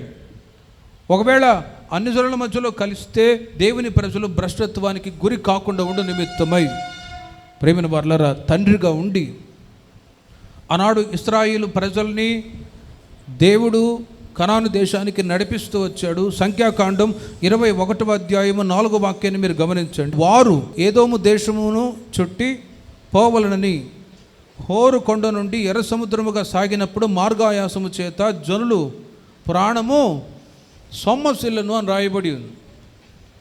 వాళ్ళు సొమ్మసిల్లి ఎర్ర సముద్రముగా సాగినప్పుడు మార్గాయాసము చేత జనులు సొమ్మసిల్లిపోయినా కూడా దేవుడు వాళ్ళని భరించి, వాళ్ళు ఎక్కడ బలహీనులు కాకుండా వారికి తోడుగా ఉండి నడిపిస్తూ వచ్చాడు. పగలు మేఘస్తంభముగా, ఎండ ఎక్కువగా ఉంది. ఆ సమయంలో మేఘాలు వచ్చాయనుకోండి, అప్పుడు ఎంత హాయిగా ఉంటుంది. మేఘాలు ఉన్నాయి, ఇప్పుడు బయటికి వెళ్ళవచ్చు అని. ఎండలో ఎవరైనా వెళ్ళటానికి ఇష్టపడతారా? ఇష్టపడరు. మేఘాలు వచ్చినప్పుడు ఆ నీడలో ఇశ్రాయేలు ప్రజలు నడిపించబడుతూ వచ్చారు. పగలు మేఘస్తంభముగా, రాత్రి అగ్నిస్తంభముగా. ఆ రోజుల్లో లైట్లు ఉన్నాయా? లేవు. అగ్నిస్తంభముగా ఉండి వారికి దేవుడు మార్గాన్ని చూపిస్తూ వచ్చాడు. ఇలా తండ్రిగా ఉండి పరలోకములో ఉంటున్న దేవుడు వారిని భరించి నడిపిస్తూ వచ్చాడు. ప్రేమిన వారలారా, ఆ రోజుల్లో ఆ నడిపించిన అనుభవాలు ఒక్కసారి ఆలోచించండి. ద్వితీయోపదేశకాండం 2వ అధ్యాయం 9వ వాక్యములో, వారి భూమిలో ఏదియూ నీకు స్వాస్థ్యముగా ఇయ్యను అంటాడు. ఆ పై వాక్యాలు 8-9 వాక్యాల తర్వాత మీరు చదువుకోనండి. ఏదోము ఇంకా అన్ని జనులకు సంబంధించిన ప్రాంతాలు ఏవైతే ఉన్నాయో అవి నేను మీకు ఇవ్వను అంటాడు. ప్రేమిన వారలారా, దేవుడు తన ప్రజల్ని భరించి నడిపిస్తూ వచ్చాడు తండ్రిగా ఉండి. కారణం ఏంటంటే మునుపు మీతో చెప్పినట్లుగా ప్రేమిన వారలారా, వాళ్ళని పోషించి భరించి నడిపిస్తూ వచ్చాడు. రెండవదిగా, వారు అన్ని జనులతో కలిసిపోకుండా ఉండే నిమిత్తమై, అన్ని జనులతో కలిస్తే దేవుని ప్రజలైన వాళ్ళు భ్రష్టులు అవుతారు, దేవుడిచ్చే స్వాస్థ్యాన్ని పొందుకోలేరు. మరొక మీతో చెప్పినట్లుగా అపోస్తలుడైన పౌలు కొరింథీ సంఘానికి పౌలు గారు చెప్తారు, విశ్వాసులకి అవిశ్వాసులకి పాలెక్కడ, పొత్తెక్కడ. మీకు అర్థమయ్యేటట్టు ఒక ఉపమానం చెప్తారు. గతంలో చెప్పానో లేదో ఇక్కడ తెలియదు, కానీ ఓసారి ఒక ప్రభు నమ్మిన ఒక వ్యక్తి తన స్నేహితుడిని కలవటానికి వెళ్ళాడట. వాడేమో ఒక బజార్లో కూర్చొని ఒక సందులో పేకాట ఆడుతూ ఉన్నాడు. పేకాట ఆడుతూ ఉంటే పలానా చోట ఉన్నాడని వెళ్ళి, రే రమేష్ రారా, నీతో కొద్ది పని ఉంది రారా అన్నాడు. వాడన్నాడట, రే ఉండరా, ఒక ఆట ఆడొస్తాను అంటాడు. పేకాట. సరే కూర్చోరా, నేను కూర్చుంటాను, ఎలా ఆడతావు చూస్తానని చెప్పి కూర్చున్నాడు. ఆట చూస్తూ ఉన్నాడు. వీడేమో ప్రభువు నమ్ముకొని మందిరానికి వచ్చి బాప్తిసం తీసుకొని పరిశుద్ధంగా జీవిస్తూ ఉన్నాడు. ఇప్పుడు వాడేమో వాళ్ళ ఫ్రెండ్ ఎలాంటోడు, పేకాట ఆడేవాడు, వ్యభిచారి, దొంగ, అన్ని సకల దుర్గుణాలు ఉన్నాయి. వాడు పేకాట ఆడుతుంటే ప్రభు నమ్ముకున్న వీడు కూర్చొని చూస్తూ ఉన్నాడు. వాడు ఈ ముక్క అట్టేయడం, ఆ ముక్క ఎట్టేయడం, ఆడుతూ ఉన్నాడు. కుదరకపోగా వీడు చూస్తున్నవాడు, వాళ్ళ ఫ్రెండ్, వీడు ఆల్రెడీ ఆరుతేరినవాడు, వీడు మారుమనసు పొంది మందిరానికి వచ్చి పేకాట మానుకున్నాడు, త్రాగుడు మానుకున్నాడు. వాళ్ళ ఫ్రెండ్ ఆడుతూ ఉంటే చూసిరే, ఆ ముక్క ఇటేరా, ఈ ముక్క అట్టేరా అంటాడు. వాడు చెప్తూ ఉన్నా వాడు ఆట ఆడడానికి కుదరకపోగా, రే లే పైకిలే అని చెప్పేసి వాడిని పక్కకు నెట్టి ఈడు కూర్చొని ఆడడం ప్రారంభించాడు. మీకు అర్థమైందండి? అర్థమైందా? ఇప్పుడు చెడ్డవానితో సహవాసం చేసినప్పుడు, ఒక 6 నెలలు మంచివాడు చెడ్డవానితో సహవాసం చేస్తే వాడు వీడైపోతాడు. కాబట్టి సహవాస దోషాన్ని బట్టి దేవుని ప్రజలు భ్రష్టులవుతారు అని ఎరిగి ఆనాడు దేవుడు ఏం చేశాడంటే ఎరుగని త్రోవల్లో దేవుని ప్రజల్ని కనానుకు తీసుకొని వెళ్ళాడు. చప్పట్లు కొట్టండి గట్టిగా. ఆయన మిమ్మల్ని, మీ పిల్లల్ని ప్రేమిస్తున్నాడు కనుకనే ఈ మార్గంలో నడిపిస్తూ ఉన్నాడు. ఇరుకైన మార్గము ఉంది, విశాలమైన మార్గము ఉన్నది. క్రిస్టియానిటీ అనేది ఒక ఇరుకైన మార్గం. క్రిస్టియానిటీ అనేది ఒక ఇరుకైన మార్గం. రెస్ట్రిక్షన్స్ ఉంటాయి. ఈ మార్గంలో రావటానికి చాలామంది ఇష్టపడరు.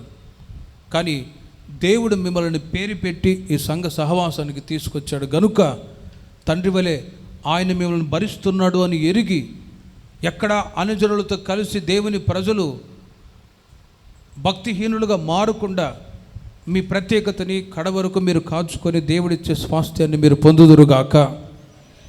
అన్యజనులతో కలిసిపోయే అనుభవాలు ఉండకూడదు. లోకస్తులు నిన్ను చూసి మారాలి, కానీ వాళ్ళలాగా నీవు మారకూడదు అనే ఒక సపరేషన్ లైఫ్ గురించిన బోధ మీకు చెప్తూ ఉన్నాను. అన్యజనులతో కలిసిపోయే అనుభవాలు దేవుని ప్రజలకు ఉండకూడదు. ఆ మధ్య పెళ్లి చేశారు ఒక అబ్బాయికి. జాన్ అని మందిరానికి వచ్చేవాడు. నేను అన్నాను, ఎవరైనా మంచి విశ్వాసిని చూడవచ్చు కదా అంటే, ఆ విగ్రహారాధన చేస్తున్న ఆ కుటుంబంలో ఆ అమ్మాయిని పెళ్లి చేశాను. అనా పెళ్ళి అయితే మారిద్దులే అందుకే చేసామన్నారు. పెళ్ళైన ఒక నెలకే ఆ పిల్లే మార్చింది వీడిని. ఇక వారం ఈ గుడికి కాదు కదా, ఇక వేరే గుడికి తీసుకెళ్ళి అక్కడ పూజలు చేయిస్తుంది. ప్రేమిన వర్లరా, మారుతారులే అని మీరు అనుకుంటారేమో. కాబట్టి అన్యజనులే మార్చే పరిస్థితులు వస్తూ ఉన్నాయి. కనుక మీ పిల్లలకు వివాహం చేసేటప్పుడు కూడా ఎంతో జాగ్రత్తగా ఆలోచించి అన్యజనులతో కాకుండా దైవ మార్గంలో నడిపించబడి వారితో మీ పిల్లలకు మీరు వివాహము చేయుదురుగాక. అన్యజనులతో కలిసిపోయి వాళ్ళ అనుభవాల్లో దేవుని ప్రజలు నడవకుండా మీరు ఒక మాట, నన్ను చూచువాళ్ళు యేసయ్యను చూడాలి అనే ఒక ఆలోచన చేత మీ ప్రత్యేకింపబడిన జీవితాన్ని మీరు కాచుకుందురుగాక. అలా ప్రత్యేకింపబడిన ప్రజల్ని దేవుడు తన రాజ్యానికి తీసుకొని వెళ్తాడు. యెషయా గ్రంథం 8వ అధ్యాయం 19వ వాక్యాన్ని మీరు చూడండి. తండ్రి ఒకటి, ఆయన తండ్రిగా ఉన్నాడు ఆలయంలో. రెండవది, తండ్రిగా ఉండి భరిస్తూ ఉన్నాడు. మూడవది, తండ్రిగా ఉండి సత్యాన్ని తెలియపరుస్తాడు. యెషయా గ్రంథం 8వ అధ్యాయం 18వ వాక్యం చూడండి. ఇదిగో నేనును యెహోవా నాకు ఇచ్చిన పిల్లలను సియోను కొండ మీద నివసించు సైన్యములకు అధిపతి యెహోవా వలని సూచనలుగాను మహత్కార్యములుగాను ఇశ్రాయేలుల మధ్య ఉన్నాము అంటాడు. యెషయా ప్రవక్త ద్వారా దేవుడు చెప్తూ ఉన్నాడు, యెహోవా నాకు ఇచ్చిన పిల్లలను సియోను కొండ మీద నివసించు సైన్యముల అధిపతి యెహోవా వలని సూచనలుగాను మహత్కార్యములుగాను ఇశ్రాయేలుల మధ్య ఉన్నాము అని. ఇశ్రాయేలు ప్రజలు ఉన్నారు, వారి పిల్లలు ఉన్నారు. వీళ్ళు అన్యజనులతో కలిసిపోయే వాళ్ళు కాకుండా they are separated people from other peoples. అన్యజనులకు వేరుగా ఉన్న ప్రజలు ఇశ్రాయేలు ప్రజలు, వాళ్ళ పిల్లలు కూడా ప్రత్యేకింపబడ్డవాళ్ళు. ఆలోచించండి, ప్రభువు నమ్మిన వాళ్ళు, నమ్మిన పిల్లలు, దేవుని ప్రజలైన వాళ్ళు, వారి పిల్లలు ఎంత ప్రత్యేకింపబడ్డ వాళ్ళు ఈ మాటల్లో రాయబడి ఉంది. ఆ ప్రత్యేకింపబడ్డ ప్రజలు ఎలా ఉంటారు అంటే, చిన్న వయసు నుండి తండ్రి వద్ద నుండి సత్యాన్ని తెలియజేయబడిన ప్రజలుగా ఉంటారు. అందుకే సంఘంలో సండే స్కూల్ ఏర్పాటు చేశాం. ఎందుకు ఏర్పాటు చేసామంటే, పిల్లలు వాళ్ళు చిన్న వయసు నుండి వాళ్ళు దేవుని యొక్క వాక్యాలు, దేవుని పాటలు, ఆ తర్వాత భక్తికి సంబంధించిన కార్యక్రమాలు నేర్చుకొని పెద్దవాళ్ళైన తర్వాత దేవుని ప్రజలుగా, నీతిమంతులుగా నడవాలనే ఉద్దేశం చేత సండే స్కూల్ ఏర్పాటు చేయబడింది. కనుక తల్లిదండ్రి ఖచ్చితంగా మీ పిల్లల్ని సండే స్కూల్కి పంపించాలి. హల్లెలూయా. ఎంతమంది ఆసక్తితో పంపిస్తున్నారో నాకైతే తెలియదు, కానీ ఎందుకంటే వాళ్ళు సత్యాన్ని నేర్చుకుంటారు. సంఘానికి వచ్చినప్పుడు దేవుని ఆలయములో సత్యాన్ని మొదట తండ్రులు నేర్పించాలి.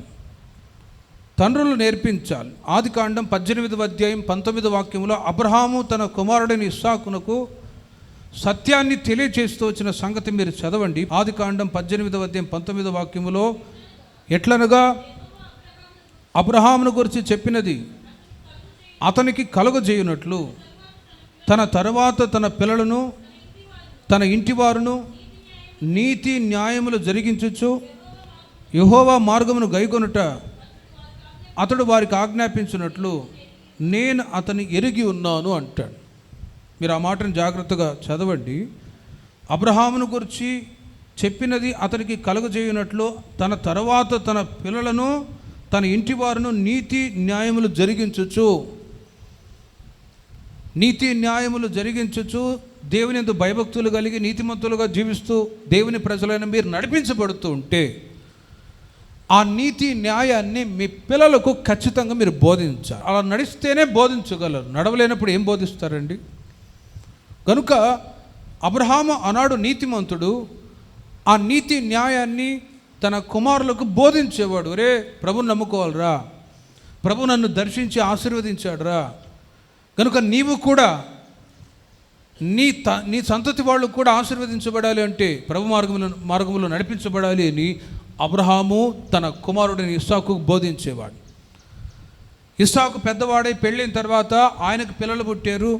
ఆయన కూడా తన కుమారులకు బోధించేవాడు నీతి న్యాయాన్ని బట్టి. యాకోబు పెళ్ళైన తర్వాత ఆయనకి పిల్లలు పుట్టారు. యాకోబు కూడా తన పిల్లలకి బోధించేవాడు. మనం నీతి న్యాయం కలిగి నడుచుకోవాలి అని యాకోబు తన పిల్లలకి బోధిస్తూ వచ్చాడు. యాకోబుకు 12 మంది కుమారులు అయితే ఆ 12 మంది కూడా నీతి న్యాయం కలిగి నడిపించబడి ఆ నీతి బోధన విన్నారా అంటే వినని వాళ్ళు కొంతమంది, విన్నవాళ్ళు కొంతమంది. వినని వారిలో యోసేపు విన్నాడు. యోసేపు గురించి వ్రాయబడి ఉంది, యోసేపు ఫలించడి కొమ్మ. చప్పట్లు కొట్టండి గట్టిగా. 12 మంది కుమారులు విన్నారా అంటే వినలేదు. కొంతమంది బైబిల్లో రాయబడి ఉంది, ఒకడేమో నక్కలాంటి స్వభావం, ఇంకొకడేమో కొదమసింహం లాంటి స్వభావం. షిమ్యోను, లేవి వాళ్ళ చేతులు ఖడ్గము చేత ఉన్నది అని వాళ్ళ పిల్లల గురించి రకరకాలుగా వ్రాయబడి ఉంది. డిపెండ్ అపాన్ ద క్యారెక్టర్స్, స్వభావాలను బట్టి యాకోబు తన పిల్లల్ని ఆశీర్వదిస్తూ వచ్చాడు. ఈ రోజున దేవుని ప్రజలైన మీరు ఏ విధంగా మీ పిల్లల్ని నడిపిస్తున్నారో ఆలోచించండి. మీ పిల్లల్ని ఏ విధంగా నడిపిస్తున్నారో ఆలోచించండి. యేసన్న గారు చాలా సంవత్సరాల క్రితం ఓ మాట చెప్పింది గుర్తొస్తుంది.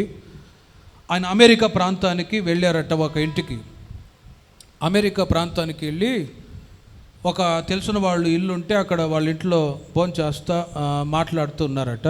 సడన్గా ఒక అబ్బాయి వచ్చాడట.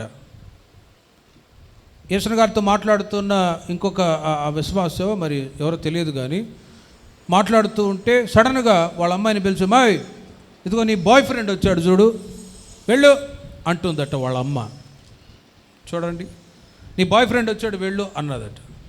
యేసన్న గారికి ఆశ్చర్యం వేసింది. ఏంటిది, ఒక ఆడపిల్లని ఇలా బయటికి పంపించడం ఇది అనవసరమైన కార్యం కదా. ఎక్కడో అమెరికా అనుకుంటే ఆ కల్చర్ ఇండియాలో కూడా వచ్చేసింది. తద్వారా పిల్లల జీవితాలు కూడా ఈ రోజుల్లో నాశనం అవటానికి అదొక కారణం. సొంత తల్లిదండ్రి పిల్లల్ని అలా నడిపిస్తూ ఉంటే పిల్లలు గందరగోళంగా మారిపోతూ ఉంటారు. కాబట్టి ప్రియమైన వర్లరా, అలాంటి పరిస్థితుల్లో లోక సంబంధమైన అనుభవాల్లో మీ పిల్లల్ని నడిపించకుండా చిన్న వయసు నుండి మీరు దైవీకంగా మీ పిల్లల్ని పెంచుదురుగాక. దైవీకంగా మంచి మాటలు, మంచి ప్రవర్తన, ఓ మంచి నడవడి మీ పిల్లలకు మీరు బోధించినప్పుడు వాళ్ళు పెద్దవాళ్ళు అయిన తర్వాత ఆకాశములు సూచనలుగా నిలిచి ఉందురుగాక. లేకపోతే వాళ్ళు మీకు శత్రువులే పరిస్థితులు వస్తాయి.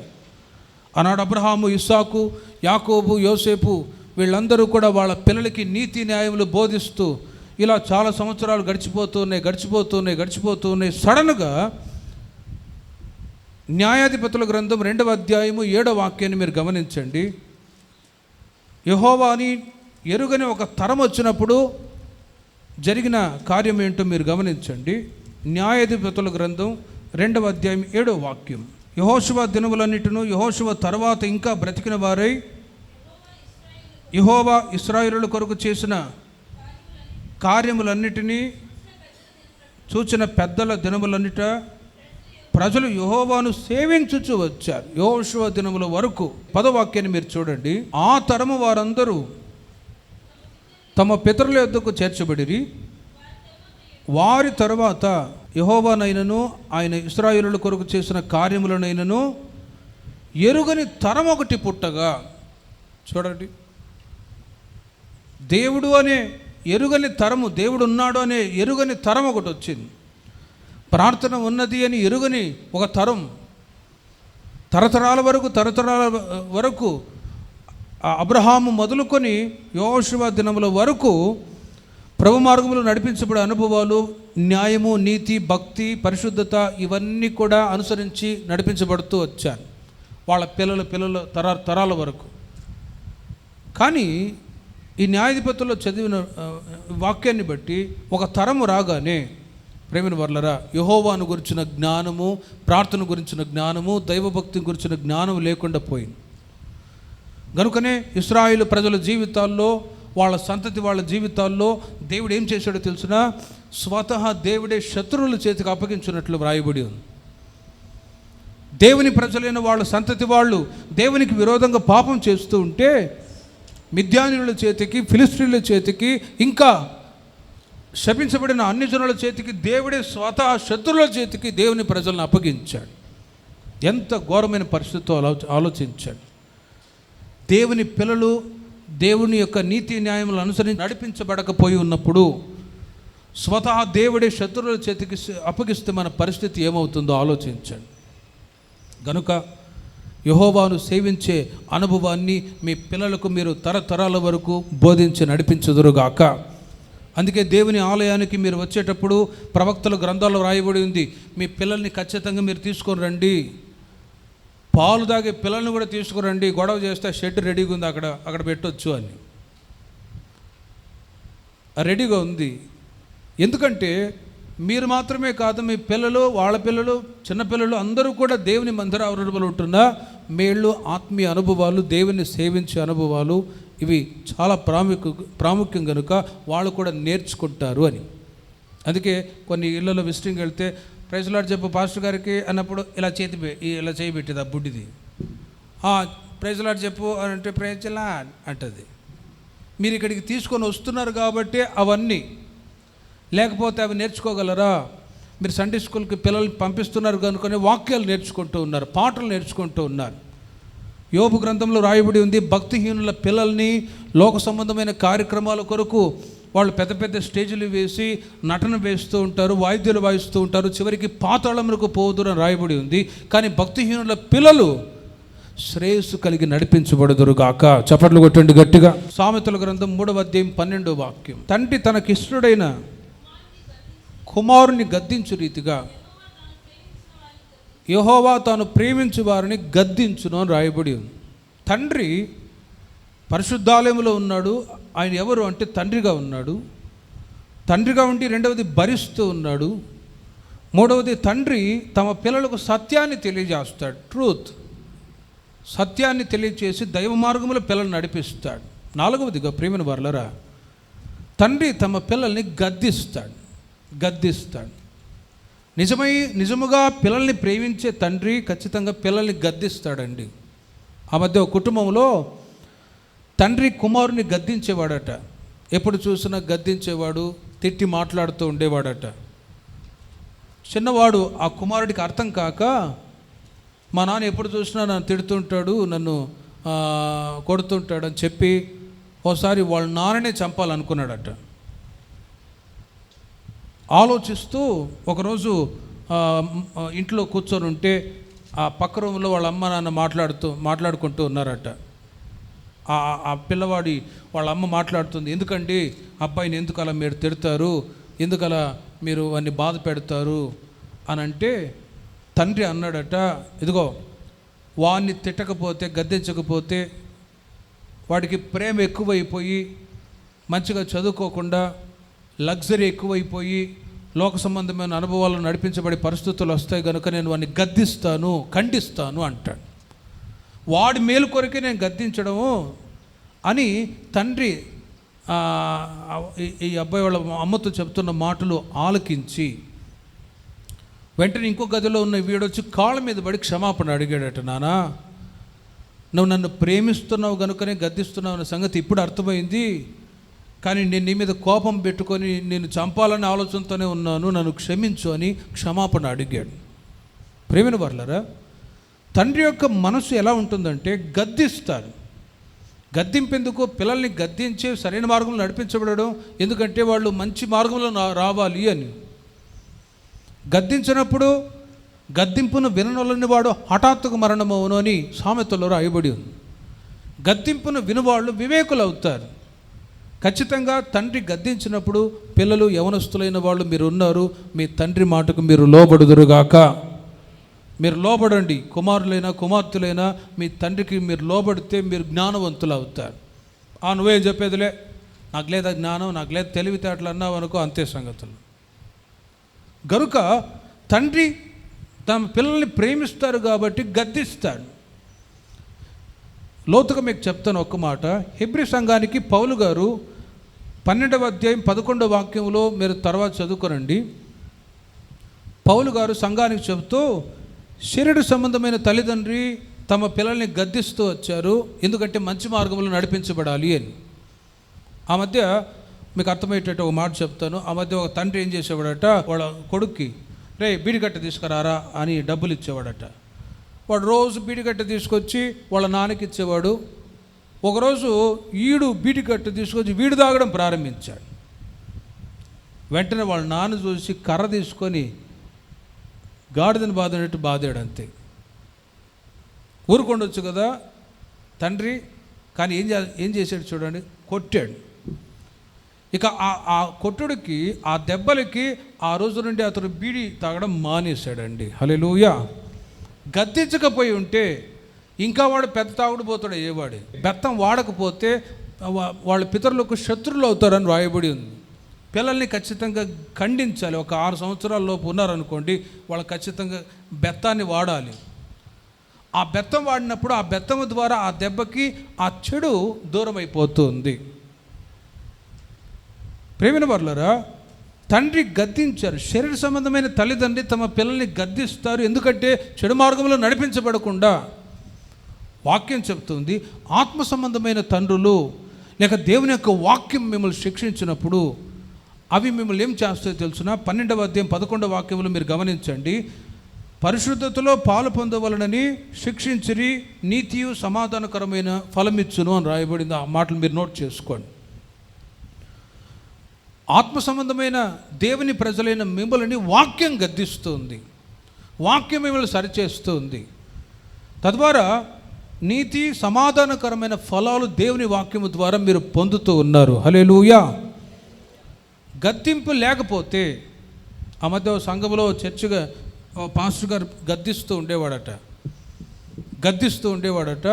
ఇంకో పాస్టర్ గారు అన్నట్టు, మీ సంఘాన్ని ఎందుకు మీరు గద్దిస్తారు, ప్రేమతో చెప్పొచ్చు కదా అంటే, గద్దించకపోతే ఆనాడు ఏలికి కలిగిన దుర్గతి నాకు కూడా కలుగుతుంది. ఏలి పిల్లలు ఎన్నో దుర్మార్గమైన పనులు చేస్తూ ఉన్నా కూడా వాళ్ళు ఏలి చూస్తూ ఉన్నాడు, నేను ఊరకై ఉన్నాను. ఆ ఏలి ఫుల్ ఫీట్ దగ్గరే హార్ట్ అటాక్ చచ్చిపోయాడు. కనుక నేను ఖచ్చితంగా గద్దిస్తాను అంటాడు ఆ పాస్టర్ గారు. ప్రేమిన వర్లారా, వాక్యం అది సేవకులైన మమ్మల్ని గద్దించి సరిచేస్తుంది. వాక్యం మిమ్మల్ని అది గద్దించి సరిచేస్తుంది. ఆ వాక్యం గద్దిస్తూ ఉంది. గతంలో ఒకసారి మీకు చెప్పాను. ఆ మధ్య ఎలా గద్దిస్తుందంటే, ఇలాగ సంఘంలో పరిస్థితులు అర్థం కాక ఓ పాస్టర్ గారు వచ్చి ఒక మాట చెప్పాడట. యోహాను సువార్త 3వ అధ్యాయం 16 తీయండి అన్నాడట. యోహాను 3:16 అన్నాడంట. అక్కడ వెనక ఒక యోహానా నేను కూర్చున్నాడట. ఆయనకు మండింది. పద్దాక నా పేరు ఎందుకు చెప్తాడినా, వేరే వాక్యం చెప్పుకోవచ్చు కదా. 3:16 అంటాడేంటి, 3:16 అంటాడేంటి? ఆ యోహాన్ అనేవానికి 3 భార్యలు 16 మంది పిల్లలంట. ఆ పాస్టర్కి తెలియక వాక్యాన్ని చెప్తూ ఉన్నాడు, ఆయనకు ఆ వాక్యం తగిలింది. చూడండి, ఇది గద్దింపు అంటే. గద్దింపు యెసన్ గారు ఇలాంటి చాలా చెప్పేవాళ్ళు. మరలా ఆ బోధనే మీకు చెప్తూ ఉన్నాము. మనమందరము మత్సాడాగు మడతలేని మహిమగల సంఘముగా మార్చబడాలని. హల్లెలూయా. కాబట్టి దేవుని మందిరానికి వచ్చినప్పుడు యేసయ్య మిమ్మల్ని ప్రేమిస్తూ ఉన్నాడు కనుక ఆయన వాక్యము ద్వారా మిమ్మల్ని గద్దిస్తూ ఉన్నాడు, మమ్మల్ని కూడా గద్దిస్తూ ఉన్నాడు. By the word of God, వాక్యము చేత మనం సరి చేసుకొని మనలో ఉంటున్న వీక్నెస్, మనలో ఉంటున్న బలహీనత ఏదైతే ఉందో వాటిని దూరపరుచుకొని క్రీస్తు యేసునకు కలిగిన ఆ మనసు కలిగి ప్రభు యొక్క రాకడకై మనం సిద్ధపడుదుముగాక.